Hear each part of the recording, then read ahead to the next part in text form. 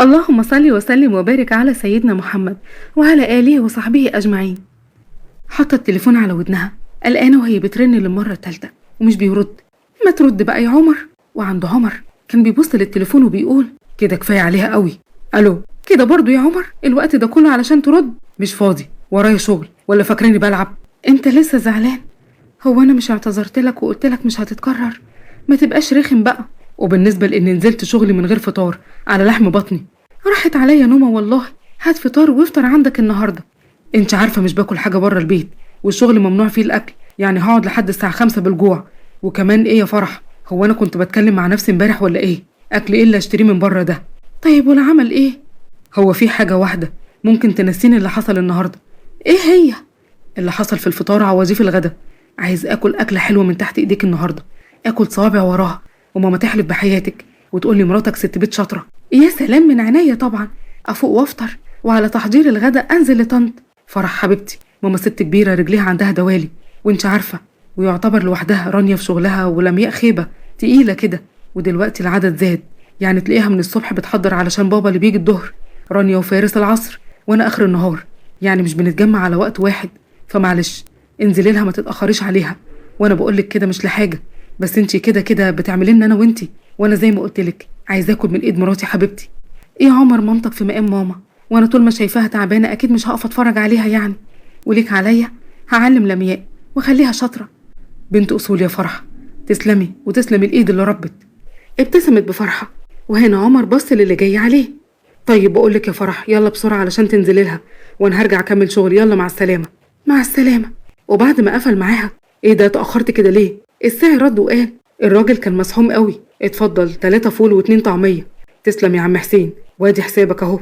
تعيش يا استاذ عمر، انا كده عملت اللي عليا. يتصافوا هما مع بعض بقى. اما في شقه ناهد، صباح الخير يا طنط. ناهد وهي بتقف من مكانها بالعافيه. انا مستنياكي من بدري يا بنتي وانت اتاخرتي عليا. سوري يا طنط، كنت نايمه. نوم العوافي يا حبيبتي، بس لازم بقى تظبطي ميعاد نومك، يعني جوزك بيروح شغله بدري، محتاج يفطر. تبتدي تحضري الغدا، وبعدها تطلعي تروقي شقتك وتروقي نفسك بعدها، علشان تفضلي دايما حلوة في عينيه. حياة المتجوزة غير حياة البنت خالص. عندك حق. هنبدأ بإيه؟ مكرونة بالبشاميل. هنعمل صينيتين وجنبهم ملوخية خضرا، أصل عمك كان نفسه في البشاميل من زمان. فرح كانت بتنادي على لمياء. لمياء يا لولو، تعالي يلا. في حاجة مع لمياء يا فرح؟ جت لمياء وهي معوجة شوية. نعم ماما، عايزة نعمل بشاميل. تعالي اقفي معانا واستغلي الأجازة وتعلمي، صدقيني هتحبي وقفة المطبخ قوي. لا معلش خليهولك، حبي فيه براحتك، قالتها ومشيت. ناهد قعدت على كرسي ترابيزة المطبخ. مش قادرة اقف، ياني تعب الفرح حط عليا. بص يا فرح، لمياء لسه صغيرة على وقفة المطبخ. دي صغيرة؟ البنت جايلها وقتها اللي تتعلم فيه، استعجل لها الهم ليه؟ تعيش يومينها الأول، يعني هو المطبخ هيطير؟ الله، شوف البنت رانيا وعمايلها، بس تيجي هعلقها. ليه يعني؟ هي عملت ايه؟ موتي وسم اللي يكركب المكان وراه. شوف البنت سابت الطبق اللي فطرت فيه في الحوض وما غسلتهوش. ده طبق يا طنط، مش حاجة يعني. لا يا حبيبتي، ازاي؟ الست الشاطرة اللي ما تسيبش معلقة وراها في الحوض، دي داخلة على جواز، اهل جوزها يقولوا عليها ايه؟ مهملة؟ امها ما عرفتش تعلمها النظافة؟ ماشي، لما تيجي بيقولي لها. ده انا هعلقها. يلا بينا نشوف شغلنا، يلا. عدى الوقت وفرح شغالة، وناهد قاعدة قصادها على ترابيزة المطبخ بتتكلم معاها على ايام شبابها، وازاي كان الكل بيحلب بشطارتها، وفرح بتضحك جواها على كلامها وهي بتفتكر كلام اهلها عنها. وخلاص كانت قربت تخلص، حطت اخر صينية في الفرن. ناهد بصت لها وقالت لسه في وقت كتير، وسابتها وخرجت من المطبخ. ووراها فرح كانت طالعة هي كمان علشان تستريح، بس لقت مرات عمها كانت عمالة بتنظف في الكنب. ياني ظهري وجعني قوي. عنك يا طنط، معلش يا بنتي هتعبك، انت عارفة رانيا في شغلها ولمياء خيبة. يا اختي، هو البيت زي ما انت شايفة يضرب يقلب، وانا لوحدي. ربنا يقويك يا طنط. معلش يا حبيبتي، خدي في ايدك اوضه الصالون لحسن ما اتنفضتش ولا اتكنست ليها 3 ايام. حاضر يا طنط. الساعة قربت على 2 بسرعة. ناهد نادت على فرح. نعم يا طنط. يا حبيبتي روحي بقى، كفاية عليكي كده، طبختي ونفضتي، اطلعي شقتك شوفي لو في حاجة ناقصة اعمليها، وروقي الدنيا كده قبل ما عمر ما يجي، علشان ده مش بيحب الكركبة. طيب هاخد له الغدا معايا يعني؟ لا يا حبيبتي، هو هيجي على هنا؟ هو لسه هيطلع وينزل وهو جاي تعبان من شغله؟ انتي سهلة تنزلي، يلا يا حبيبتي روحي. طلعت شقتها وبصت حواليها، لقت فعلا المكان محتاج نظافة. قررت تستريح شوية وبعد كده توضب. وتحت عند ناهد مؤمن جوزها كان بيفتح الباب. الله الله، ايه الروايح الحلوة دي؟ تعالى، عملتلك شوية ملوخية وصينية بشاميل، هتاكل صوابعك وراهم. ما هو باين اهو من الريحة، قلب البيت. تسلم ايدك مقدما. يا لمياء تعالي اتغدي يلا يا بنتي يا لمياء. الله، هي نامت دي ولا ايه؟ طيب مش تنادي على فرح تتغدى معانا؟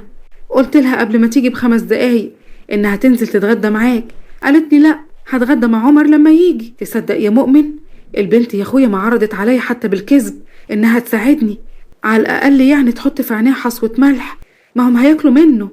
عروسة يا ناهد، وبالراحة عليها واحدة واحدة، اعتبريها بنت من بناتك، ربنا وحده اللي يعلم بعملها ازاي. عدى الوقت، رجع عمر لقى مامته مستنيه على السلم. تعالى الغدا هنا ما تطلعش، انا هموت من الجوع. ناهد وهي لسه واقفه. فرح يا فرح، عمر جه، انزلي يا بنتي انزلي علشان تاكلي. فرح من شقتها. عمر جه يا فرح. حاضر نازله حاضر. ناهد وهي داخله شقتها سنة علشان ترد. بسرعة فرح رجعت آخر كرسي ودخلت الحمام، خدت دش سريع وبعدها نزلت عند حماتها.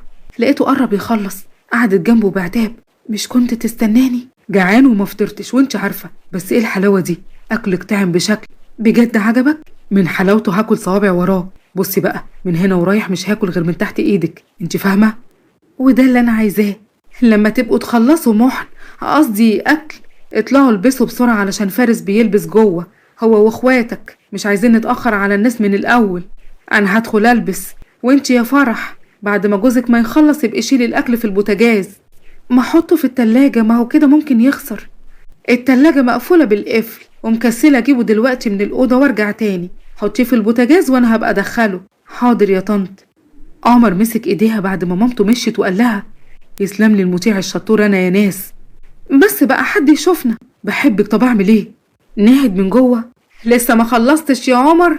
اهو طالع يا ماما طالع. لمياء ورانيا كانوا بيتكلموا مع بعض. لمياء قالت لها انا مش عارفه ايه لازمه ان الحلويات اللي يجيبها لازم تكون اتوال، يعني فارس ده لاقي فلوسه في الارض؟ اما رانيا ردت وقالت اللي بيجيب قيمته. بس ناهد ما سكتتش. لا، وعمر ومراته لسه ما نزلوش. كان في اللحظه دي لسه داخل من الباب هو وفرح. جينا اهو. عيونهم اتعلقت بفرح. مؤمن قال بسم الله ما شاء الله. اما رانيا حلوة قوي يا فرح، عروسة يعني. وناهد حلو الطقم ده يا فرح، جبتيه منين؟ عايزة اجيب لي لمياء زيه. ماما كانت جايبالي حاجات كتير وفضلت تقول لهم على الاماكن. لمياء قالت شايفة يا ماما درس فرح حلو ازاي، وانا بتاعي متبهدل وباهت وباين عليه قوي انه قديم. انا عايزة واحد زيه. غالية قوي الاماكن دي علينا يا بنتي، خلاص روحوا من غيري، ما هو ما يرضكمش يعني ان اروح وشكلي كده وسطكم. رانيا قالت لها في ايه يا لمياء، ما انت كنت هتروحي واول واحده لبستي فينا وما كانش عندك مشكله في اللبس ده قبل ما اشوف لبس فرح، وان لبسي جنبه هيكون وحش كده. طيب تعالي اختاري حاجه من عندي. مؤمن بحرج من بنت اخوه بسبب بنته. حلو كويس، خدي من اختك. لا، رانيا جسمها مليان عني وذوقها مش بيعجبني. اما ناهد معلش يا فرح يا بنتي، لو يعني تديها طقم سلف بس النهارده تروح بيه، واول ما نرجع انا بنفسي هغسله واجيبهولك لحد عندك. عمر كان واقف وبيضغط على ايديها علشان توافق. ابتسمت بحسن نية. يا طنط قبل ما حضرتك تقولي انا بنفسي كنت هقترح ده. لمياء اختي الصغيرة وانا وهي واحد، والاخوات بيلبسوا مع بعض، ايه المشكلة يعني؟ ثواني هطلع اجيب لها طقم من فوق. لا، انا عايزة اختار بنفسي. طبعا عادي، الدولاب كله تحت امرك. وبعد ما طلعوا مؤمن اتكلم مع ابنه وقال له حقيقي مجدي عرف يربي. اما ناهد كالعادة ما سكتتش. يربي ايه ده، انا حشت نفسي عن لمياء بالعافية. البت خلتها تبهت قدامنا بانها بتجيب من حتت احنا مش بندخلها، وكمان عملت نفسها منت علينا. عمر ومؤمن ورانيا اتكلموا وقالوا لا ما تقصدش اللي وصلك ده، والله ما حد فاهمها قد السهتانة دي. وفي اوضه الصالون عند عروسة فارس، العروسة كانت ملامحها مقبولة، بس كان في بينها وبين فارس نظرات الكل واخد باله منها وبعد قراية الفاتحة أبو العروسة قال شروطه اللي كانت صعبة على واحد في ظروف فارس. وفرح كانت شايفة الرفض على وش ناهد، وكل ما تيجي تعلق ابنها يبصلها وتسكت. وهنا فرح ميلت على عمها اللي قاعد جنبها. حضرتك مش شايف إن ده كتير على فارس يا عمي؟ هو اللي هيدفع من جيبه، شيلته ويشيلها ماليش دعوة. هزت راسها وسكتت. طالما ناهد ساكتة أكيد عمها مش هيتكلم، وغصب عنها عقلها بقى يقارن، وكلمت نفسها يعني يوم خطوبتي كانت عندنا في البيت بابا ما كلفهوش جنيه واحد، وافتكرت أبوها لما قال لأمها الخطوبة في بيتي وعايزاني أطلب منهم الضيافة اللي هتطلع للضيوف. هنا بس دعت لباباها وهي حاسة بفرحة إنه خلاها قاعدة وسطهم رافعة راسها، مش زي أبو العروسة اللي عايز الضيافة فارس يجيبها. فاقت على كلام أبو العروسة باستغراب. 50,000 دهب وفارس موافق؟ على رأي عمي واحنا مالنا؟ وهنا ردت ناهد الرد اللي صدمها، اللي عروستنا تطلبه حاضر. أما أبو العروسة كاتب كتاب في قاعة تضم العيلتين وفستان وجلسة تصوير. فارس رد وقال موافق. أما ناهد حقها عروسة وعايزة تفرح. والد العروسة مرة تانية انتوا عارفين الحاجات غليت ازاي وجهاز البنات بيكلف ازاي؟ أمال أنا أدرى واحدة عندي بنتين جهازهم قاطم وسطي. يبقى حق ربنا القايمة الدهب تلت قيمتها يتكتب جرامات. كله سكت وبصت عليهم فرح وحسيهم زي اللي اتخرسوا. وهنا فرحة وزهو بنفسها قعدت وهي بتفتكر كلمة باباها وإنه بنته مش هتتباع ولا يشتري فيها. مؤمن عمها مش كتير ده يا حاج. والد العروسة وأمها والعروسة نفسها كان واضح عليهم التصميم.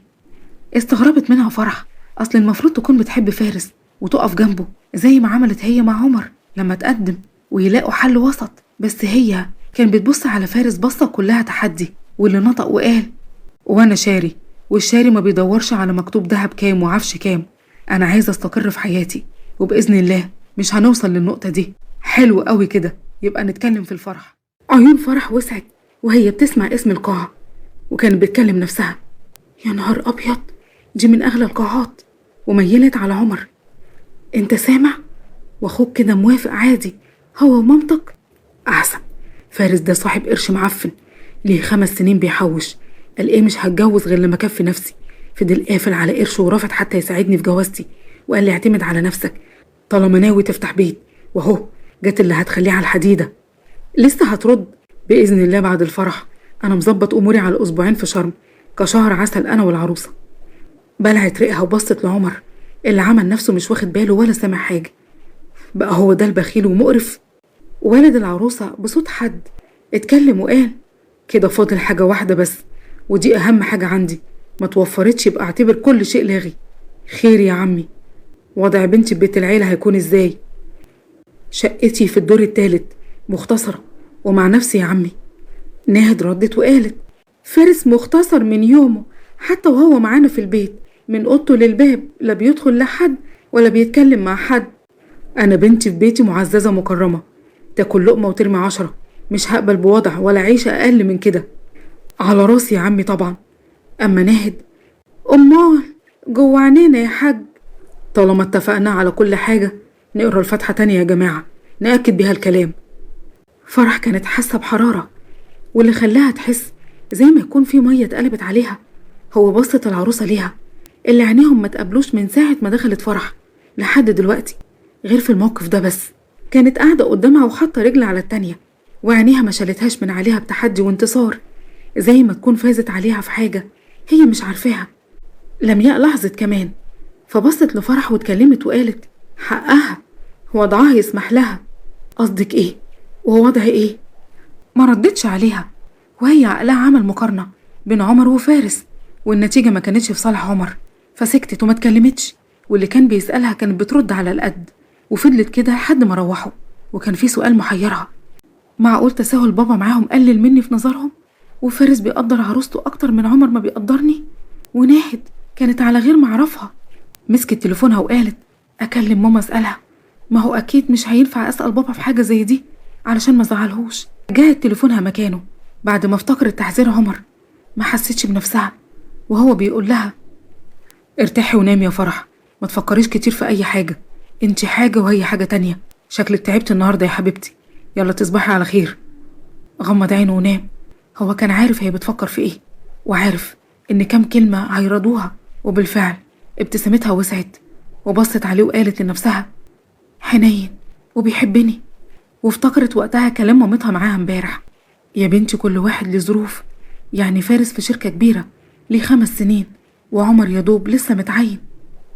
كلمت نفسها مرة تانية غبية، نكدت على نفسي وكنت هزعله، ما ينفعش أفكر كتير، أنا قريبته غير العروسة الغريبة وأنا جاية البيت التاني بعكس التانية. يلا بقى مش هفكر كتير في الموضوع ده.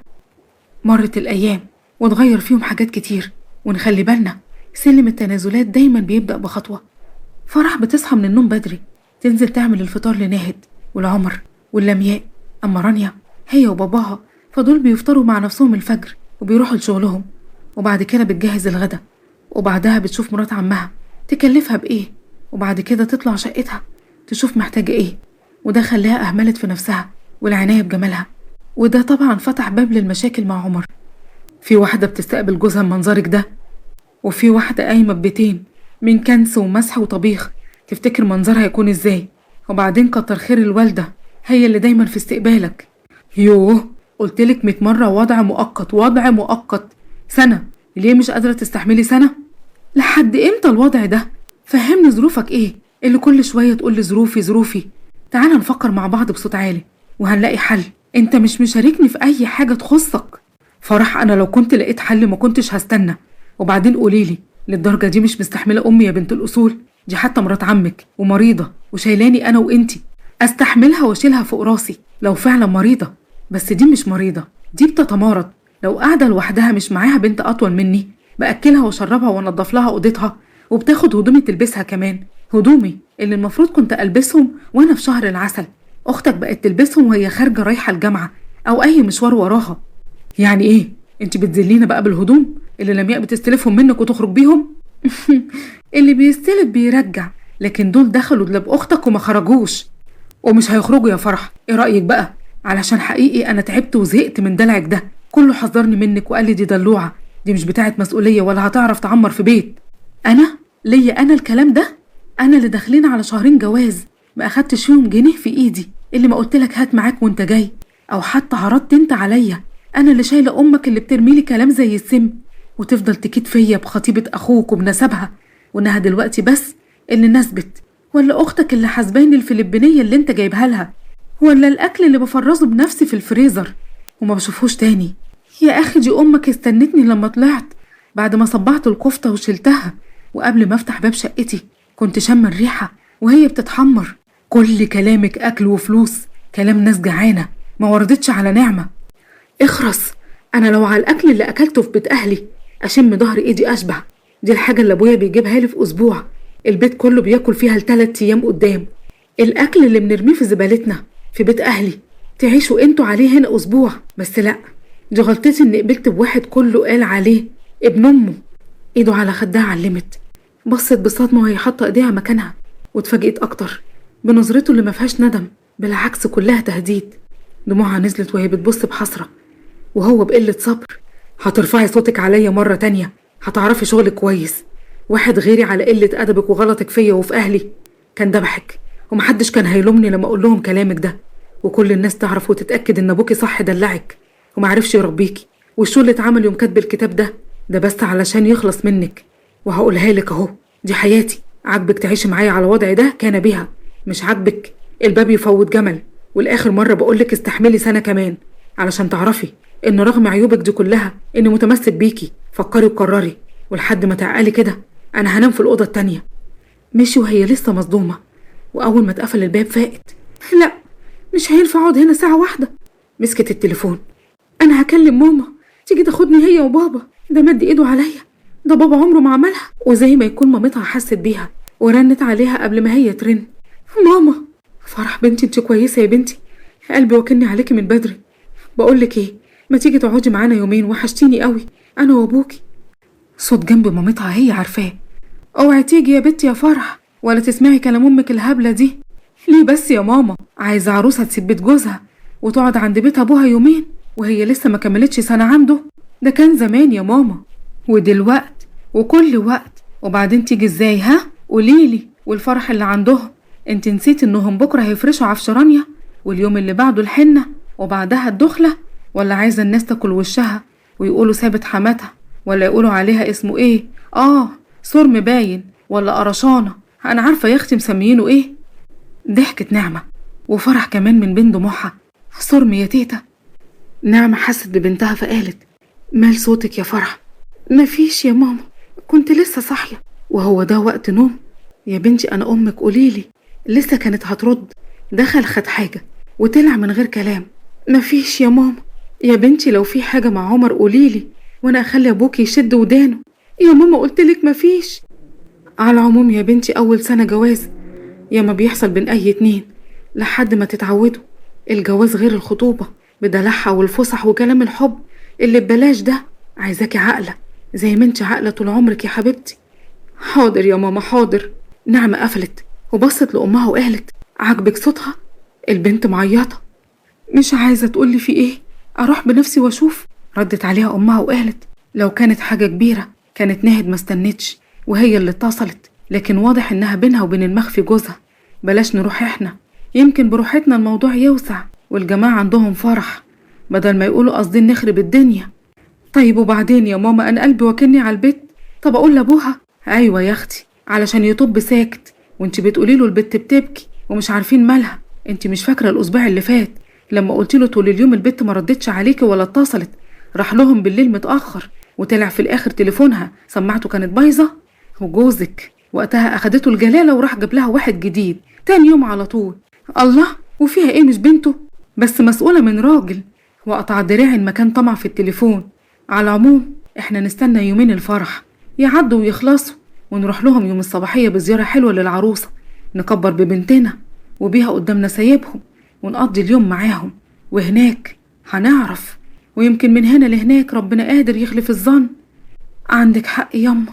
وعند فرح بعد ما قفلت بصت للتليفون اللي في ايديها وافتكرت يومها. حلو قوي التليفون ده يا فرح، عارفة لو كان معايا كنت اتمنظرت بيه قدام زمايلي في الشغل لما زهقهم في عيشتهم. خلاص يا حبيبي خده. لا يا فرح ما تهزريش، انا بتكلم بجد مش بهزر. بس ده باباكي جابهولك، انت صلح تليفوني وخد ده. انت بتخرج وبتقابل ناس والفون دلوقتي بقى واجهة يا حبيبي. هحبك اكتر من كده ايه بس؟ وتاني يوم لقى التليفون القديم في ايد والدته، مش بيخبي حاجة على امه ومنعني اتنفس مع اهلي. حطت راسها بين ايديها وعقلها شغال، مفيش غير حل واحد. دي ستي رفضت ابيت يوم وانا لسه عروسه، امال لو عرفت اني مش عايزه ارجع تاني. وغير كده بابا ما يستحقش مني اني اكون لبانه بين الناس بسبب جنابه. دول لا يعرفوا اصول ولا مراعاه امانه. ده كان اختياري ولازم اتحمله. هحاول اعدل شويه حاجات. اولا خدمتي لمرات عمي عمل احتسبه لوجه الله، اخد عليه حسنات، ده غير قصاد اكلي وشربي. فبدل ما كنت بتكسف الاول وكنت باكل لقمه صغيره، لا انا هقعد واكل براحتي. ثانيا بنتها اللي استحلت هدومي حلال عليها، اللي خدته مش هطالب بيه وبعدها مش هتطول حاجه مني تاني. ثالثا هستنى السنه دي تعدي زي ما هو قال، ووقتها لكل حادث حديث. فرح قررت انها تتاقلم على الوضع، لكن اللي حصل تاني يوم كان زي القشه اللي قسمت ظهر البعير.